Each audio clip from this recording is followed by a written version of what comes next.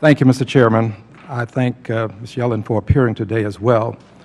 And Mr. Chairman and Ms. Yellen, and of course, Ranking Member, I want you to know that there has not been some sort of conspiracy among Congressional Black Caucus members to bring up this issue of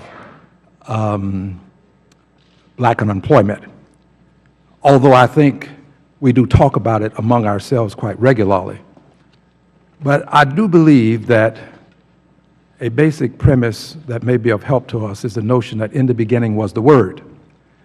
And not enough talk takes place among those who have the power to influence public policy with reference to African American unemployment.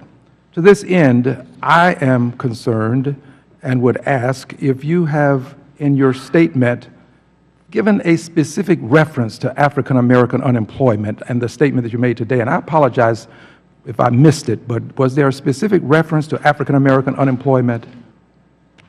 I referenced in answer to a previous question the very high rates of unemployment of African Americans that persist even with the current aggregate unemployment. If I may, let me share this thought with you.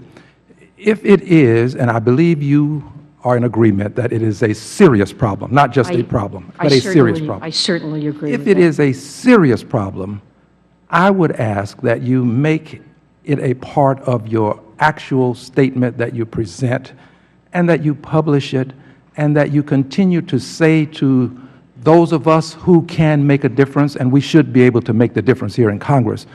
We have responsibilities here to focus as well.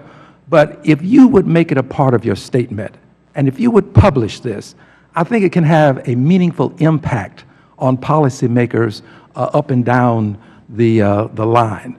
So just a small request, but I think it can make a really big difference. So I'm going to ask that you do this. I'm certainly open to doing so. I'll certainly take that seriously. Now, let's move to the Taylor rule for just a moment.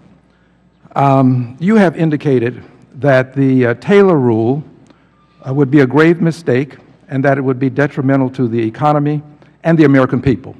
Could you, in about 1 minute, give some examples or an example of how it would be detrimental to the economy? That's a sort of a nebulous term, and I think you should provide some clarity. Well, sometimes it provides recommendations for what monetary policy should be that clearly overlook important circumstances. And if I may, Madam Chair, would you kindly explain the impact that it will have on the economy? What would the impact be if it causes us to do something inappropriate? And I'll let you decide what's inappropriate. Well, either it would have us set a monetary policy that would result in much higher unemployment than would be desirable, or alternatively, there could be circumstances in which it would recommend an accommodative policy that would result in extremely high inflation. Now, I would say right now, as an example, the Taylor rule would recommend an overnight short-term interest rate that would be close to 2.5%.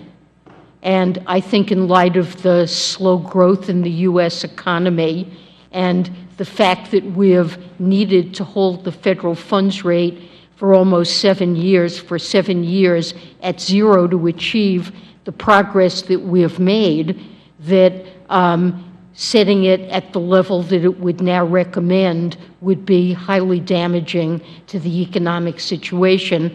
And we've tried to provide some analysis in the monetary policy report we submitted about why that is, and in particular this idea that the neutral Fed funds rate, because of the damage from the financial crisis. I regret that I must reclaim my time, because I have one additional thing that I must say. I appreciate your commentary, and I think that a good many people have the point. But I want to say this. We have some people who are visiting today. I don't want any response from them. But I want to acknowledge their presence because they're concerned about these wages. Now, they're concerned about wages across the board, especially as they impact working people, people who are on salaries, people who make minimum wage. And it's our desire to see policies that will have greater employment, greater opportunities, but also policies that will target those who are hurt the most. I thank you, Mr. Chairman. I yield back.